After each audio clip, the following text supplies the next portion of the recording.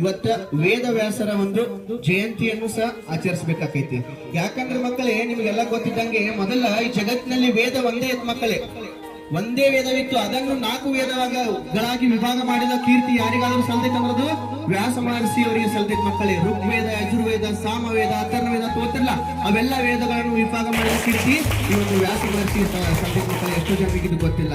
ಅದೇ ತರನಾಗಿ ಮಹಾಭಾರತವನ್ನು ಇವರ ಒಂದು ಬರಹದಲ್ಲಿ ಮೂಡಿ ಬಂದಿರುವಂತ ಒಂದು ಕೃತಿ ಎಂದು ಹೇಳಲು ನಮಗೆ ಹೆಮ್ಮೆ ಆಕೈತೆ ಮಕ್ಕಳೇ.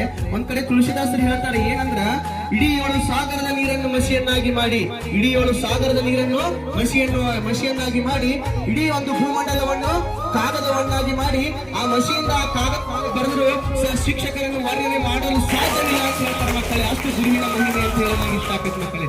ಅದೇ ತರ ನಿಮಗೆಲ್ಲ ಗೊತ್ತೈತಿ, ಸಾಕ್ರೆಟಿಸ್ನ ಶಿಷ್ಯ ಪ್ಲೇಟೋ, ಪ್ಲೇಟೋನ ಶಿಷ್ಯ ಅರಿಸ್ಟಾಟಲ್, ಅದೇ ತರ ಅರಿಸ್ಟಾಟಲ್ ಶಿಷ್ಯ ಅಲೆಕ್ಸಾಂಡರ್ ಏನು ವಿಚಾರ ಮಾಡ್ತಿದ್ದ, ಇಡೀ ಜಗತ್ತನ್ನೇ ಗೆಲ್ಲುವಂತ ಒಂದು ವಿಚಾರಧಾರೆಯನ್ನು ಹೊಂದಿದ ಮಕ್ಕಳೇ. ಅವ ಏನ್ ಮಾಡ್ತಿದ್ದಂದ್ರೆ, ಒಂದು ದಿನ ತನ್ನ ಸೇನಾಪತಿಗಳಿಂದ ಒಂದು ರಥದಲ್ಲಿ ಬಂಗಾರದಲ್ಲಿ ಕೂತು ಪ್ರಯಾಣ ಮಾಡುವಂತ ಸಂದರ್ಭದಲ್ಲಿ ಒಂದು ಗುಡಿಸಲು ಕಾಣ್ತಿತ್ತು ಮಕ್ಕಳೇ. ಆ ಗುಡಿಸದಲ್ಲಿ ಒಬ್ಬ ವೃದ್ಧ ಇರ್ತಾನ.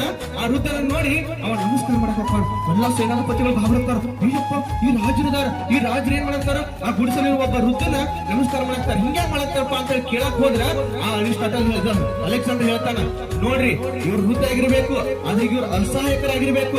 ನಾ ಯಾಕೆ ನಮಸ್ಕಾರ ಮಾಡಾಕ್ತೀನಿ ಅಂದ್ರ, ನಮ್ಮ ಹಣದ ಅವ್ವಾಕ್ಕಿಂತ ಹೆಚ್ಚು. ಯಾಕಂದ್ರ ನಮ್ಮ ಹಣದ ಅವ್ವಪ್ಪ ನನಗೇನ್ ಮಾಡಿದ್ರು, ಜನ್ಮ ಕೊಟ್ರು. ಈ ಜನ್ಮ ಇವತ್ತಲ್ಲ ನಾಳೆ ನಶಿಸೋಕೈತಿ. ಬಟ್ ಇವ್ರು ಏನ್ ಮಾಡಿದ್ರು, ನನಗೆ ಉತ್ತಮ ಸ್ಥಾನಕ್ಕೆ ಸಹಾಯ ಮಾಡಿದ ಇವ್ರ ಕೀರ್ತಿ ಯಾರಿಗೂ ಸೋದಿಕೊಂಡಿದ್ದು ಅರಿಸ್ಟಾಟಲ್ ಅಂತ ಹೇಳ್ತಾರೆ ಮಕ್ಕಳೇ. ಇದು ಗುರುವಿನ ಮಹಿಮೆ ಅಂತ ಹೇಳಿ ನಾನು ಇಷ್ಟಪಡ್ತೀನಿ. ಇನ್ನೂ ಬಹಳ ಹೇಳ್ಬೋದು.